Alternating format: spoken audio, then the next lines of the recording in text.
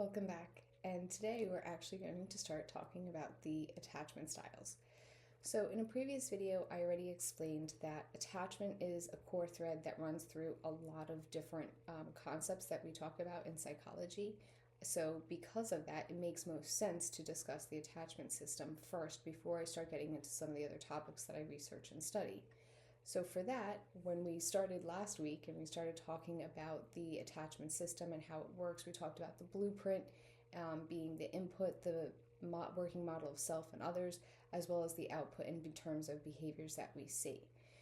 Now today we're going to talk about the secure attachment style, and the reason why is that's our blueprint. That's what we want to try to work towards. So when you think about this, if I get dispatched to a person who's having a medical concern, when I get to their house, I have to know how the body works, what's not working right now, and what I need to do to get the body back to working the way it's supposed to and stabilize things until the patient gets to the hospital. So for this, as therapists, we have to understand how the brain works. We have to understand what's not working right now and what we can do to get you back to optimum mental health. And there's different models of therapy and different ways of doing this. But one of the ways that we can do this is through what's called emotionally focused therapy, which works with the attachment system. So that's basically what I'm going to be explaining is how the brain works so that we can look at things that are not working and then figure out how we can get your brain back to optimal mental health. And the secure attachment style is kind of the goal, the model of how it's supposed to work. So that's really what we want to look at today is the secure attachment style.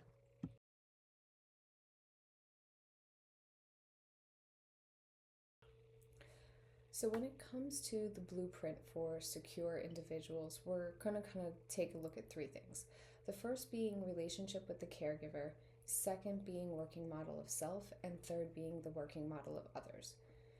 So when it comes to the relationship with the caregiver, these infants had caregivers that were responsive, consistent, and they were attuned to their needs. So when the baby cried, somebody came in, picked them up, changed them, fed them, gave them emotional comfort, played with them, whatever it was, and, comforted them basically to get them back to their baseline.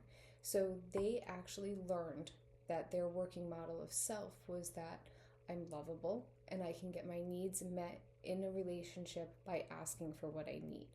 They also learned the working model of others is positive, that others are trustworthy and that others will show up and meet my needs when I ask.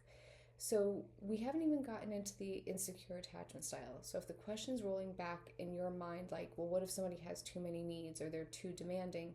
That's going to make more sense in some of the other videos. But it's just really important to understand at this point that these are what these children, these three parts are what these children actually got in childhood. And I saw a great example of this a couple of years ago.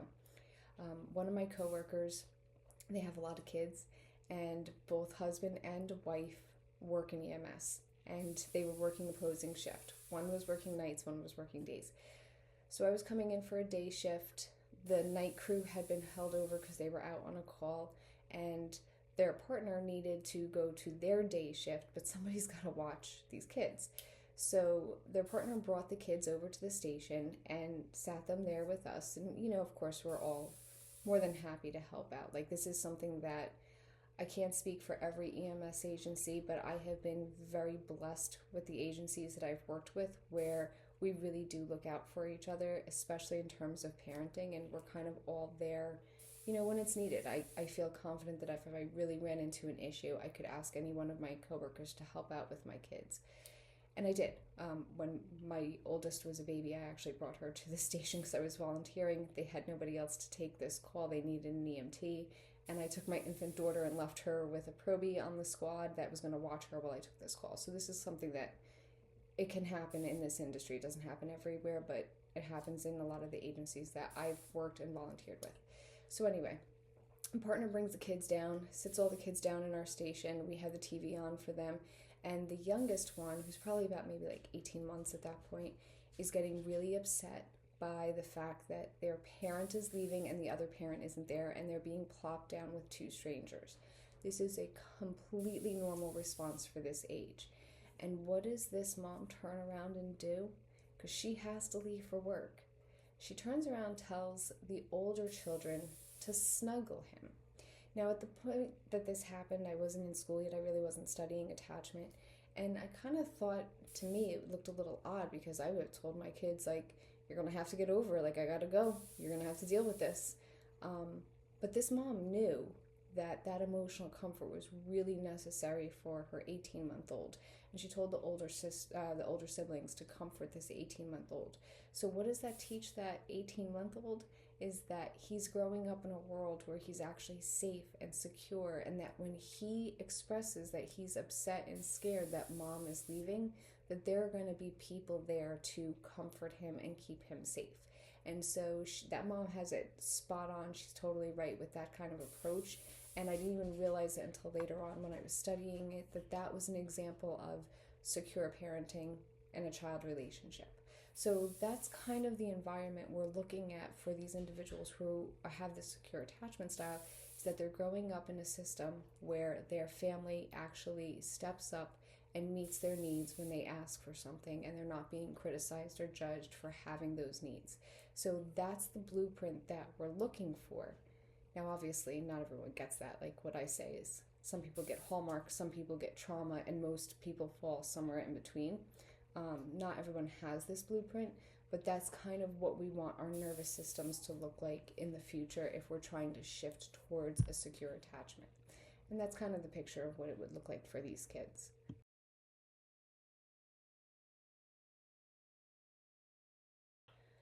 So as I said in a previous video, the blueprint is the input.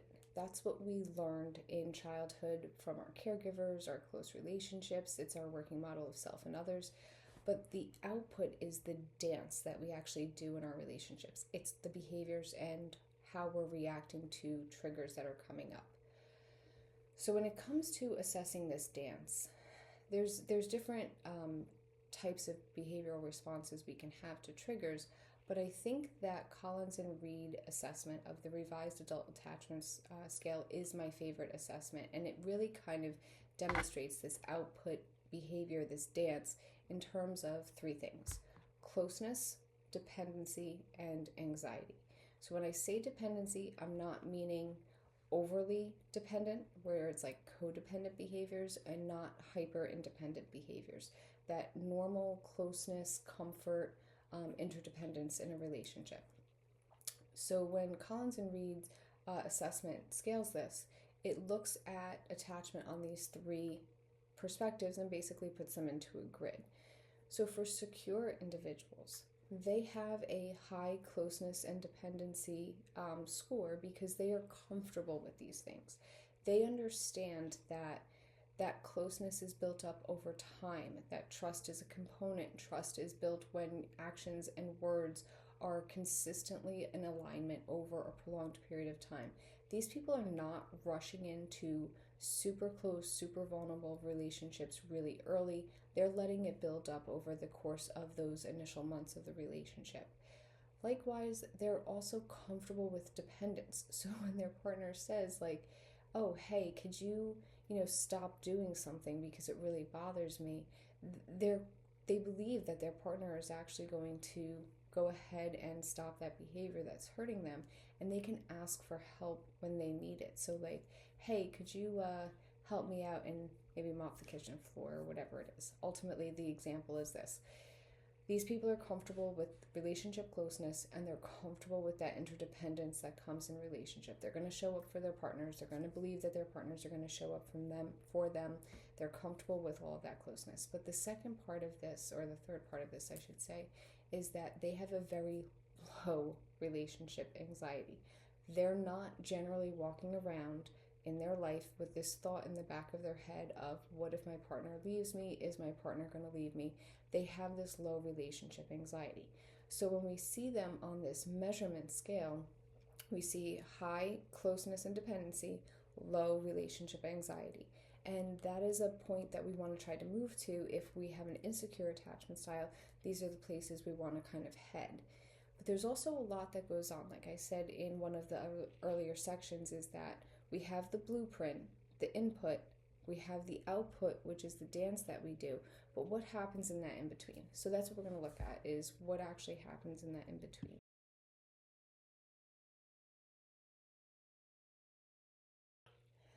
So what happens on the in-between? Well, first of all, for secure attachers, they have skills related to direct communication, conflict resolution, and conflict repair.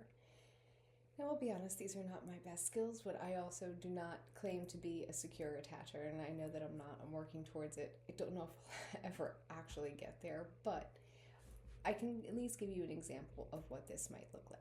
So let's just say I decided one day to get remarried, and because of the nature of my schedule, I'm the one that gets home first, so I'm going to cook dinner. Let's say my partner has a habit of not coming home on time from work for whatever reasons. I'm not judging the reasons, but they're consistently late. That is something that is going to annoy the crap out of me, because for me, one of my values is that if I'm going to cook dinner, I really want to put some love and attention into cooking dinner and having it set up and ready with a nice table for my spouse to come home to. It's just an act of love for me. So if my partner's coming home late and then dinner gets spoiled, it's really going to irritate me, because now I didn't get to show you that I love you and that I care about you and that I made this great meal. So now what would I do, right? My partner can't always guarantee that they're going to get out of work on time, but this is obviously something that clearly upsets and bothers me. So the most appropriate thing would be to have a conversation with my partner and directly communicate that if you're going to be coming home late from work, please let me know ahead of time, so this way I can go ahead and change up my dinner plans. And depending on what they are able to do, maybe they don't have a lot of lead time, maybe I change the dinner time, that type of thing. But this type of direct communication of what I need and what I want to do, what my partner needs, what they want to do, what we're both capable of, is where secure attachers kind of stand out in terms of this direct communication. Additionally, when there is a conflict, they're actually able to approach this conflict and understand that it is in the resolution and the repair of that conflict that their relationship gets stronger. So just the same as when you're weightlifting and you're trying to build muscle, you have to understand that those muscle cells have to break in order to build back up and get stronger and bigger. Same thing happens in our relationships. For our relationships to get stronger, we have to be willing to approach conflict and resolve it and repair it, because there's going to be some wounds from that conflict, so we have to go back and actually repair as well. Insecure attachers are going to struggle with this, because depending on what type of insecure attachment style you have will depend on what type of behaviors you're going to exhibit and how you're going to respond to that conflict. Secure attachers don't have that same concern. They're willing to approach the conflict. They're willing to resolve it. They're willing to repair it. They're not afraid of it. Another part is accountability. Secure attachers are able to take accountability when they hurt their partner. So we all make mistakes. We all screw things up in relationships. I know I've had some pretty big screw ups too. So have the partners that I dated or that I got involved with. So when you hurt somebody, it's not up for you to decide whether their reaction is inappropriate. It's not up to you to decide whether or not their reaction is justified. It is up to you to hold yourself accountable and take that accountability to apologize to your partner, to understand their experience from where they're really coming from, to be able to change a behavior. So if, for example, my partner were to continue to not call and say that they're coming home late and continue to show up late, that's going to be a problem, because it's just going to be this repeated dismissal of my concerns. But if my partner says, hey, I'm so sorry, I didn't even think about calling you, I completely forgot, you know what, the next time I'm going to make sure that I call ahead of time, but I just want to understand why this is a concern for you, that's going to be a very different response than just brushing you off or getting very defensive. Which leads me into another point. Secure attachers are not as likely to use what the Gottmans call the 4 horsemen of the apocalypse. So John Gottman did some amazing research on the factors that, basically cause or lead to a much higher likelihood of divorce. Instead of looking at what makes relationships work, well, that's what he looked at, what makes relationships work really well. And what he found were these 4 things that people do in relationships that are really, really negative and quite destructive to relationships. And one of them being defensiveness. So when your partner says, hey, this hurt me, or this bothered me, or this upsets me, or I want change, and the other partner comes in with immediate defensiveness, it's going to kind of shut things down pretty quick in that relationship, and there's not going to be a whole lot of resolution or repair, and there's not going to be a lot of understanding, and it's actually going to dismiss the other person's experience. Another thing that they talked about was criticism. If you're coming in hot to that argument and you're starting in really harsh and very critical, it's going to set the tone for that conflict, and it's not going to be a good tone. It's actually probably going to be far more problematic in the end. Other things are like stonewalling, where you just shut down, which is seen with certain attachment styles more often than others. But if you're just, shutting down and not participating in this conflict, we're not going to get a resolution there either. Another thing that secure attachers do really well is that they have self-regulation and co-regulation, meaning that they can calm their nervous system when they get triggered by something and come into an argument or conflict from a very logical stance and still hold, some space for that emotional experience. But they can also go ahead and comfort their partners in return. So if you're like me, I was always allergic to any type of emotion, and really any type of sadness. I didn't know what to do. Somebody would be crying and I'd be like, there, it's okay. Because I didn't know how to handle this. I didn't know how to deal with it. But secure attachers, they do. They do know how to give that comfort. They do know how to give that. And I'm learning it. I'm getting much better at it. But secure attachers really do have that self-regulation and co-regulation skills that are not always seen with the insecure attachments.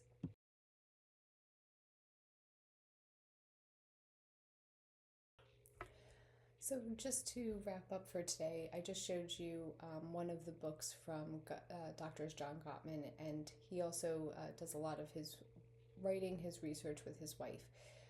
This particular book I actually like. It kind of gives you the main concepts that you can actually use and start applying to your relationship to make it a little bit healthier.